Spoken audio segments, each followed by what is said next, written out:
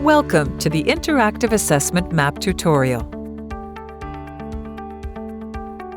The map displays projects across Canada subject to a federal impact or environmental assessment.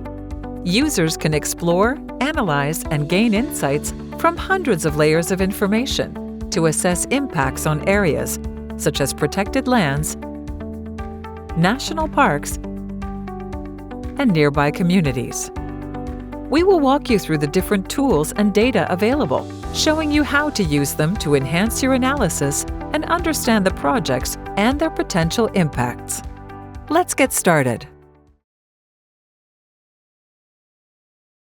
Map navigation. Map navigation helps you move around the map and explore your surroundings. To zoom in and out, simply use your mouse wheel, or click on the plus and minus buttons in the lower right-hand corner of the map. To move around the map, just click and drag wherever you need to go.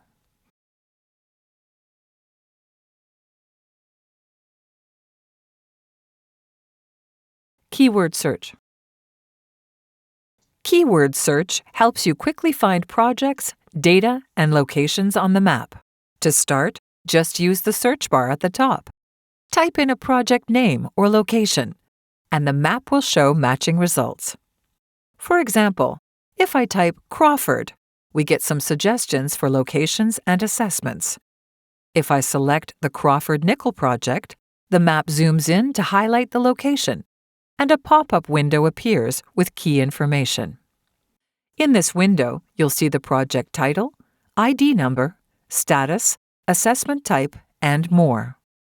There's also a link to the project page on the Canadian Impact Assessment Registry.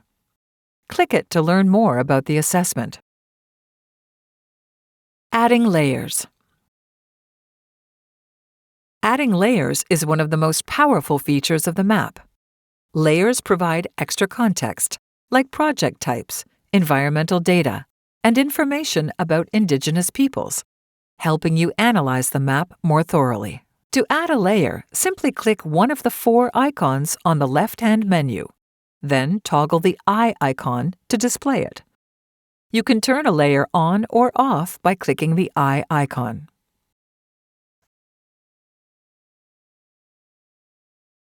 The map includes layers for current, completed, and terminated projects, proponent data by region, environmental details like national parks and species at risk, and information about Indigenous peoples such as communities, legislative boundaries, agreements, and treaties. Project footprint data.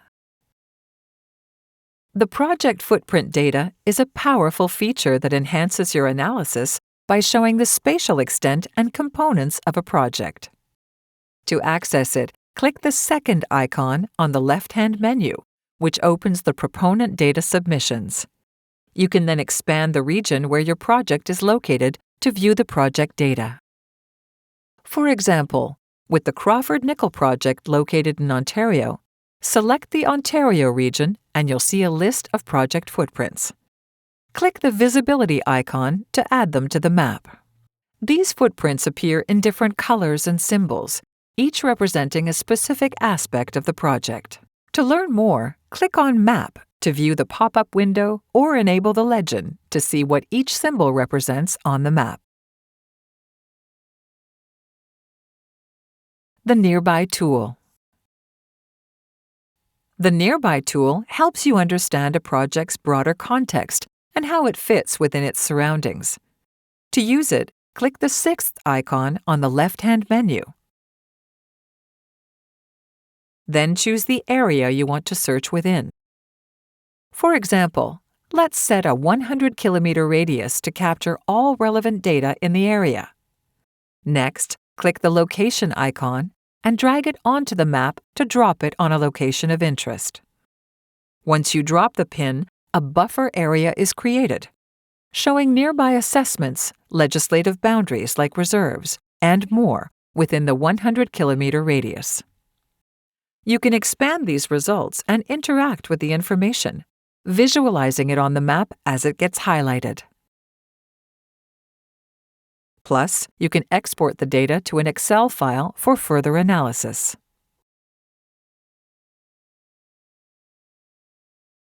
Adding external data.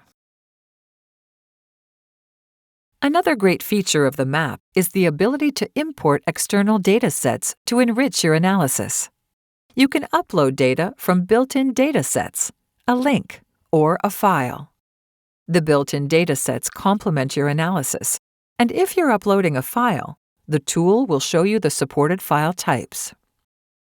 To add external data, click the seventh icon on the left-hand menu. Click the plus sign, and follow the prompts. To add a built-in dataset, click Search and choose from a list of available data themes. For example, in the Crawford Nickel project, let's select Major Projects and then Abandoned Mines to add that data layer. Now you'll see abandoned mines marked in the project area.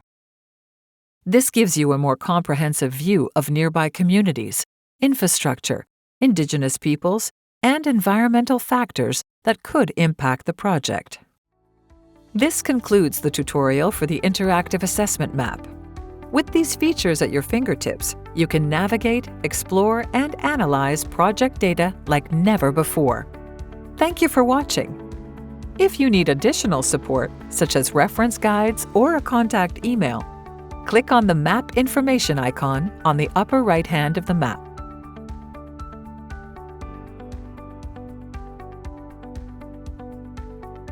Happy mapping!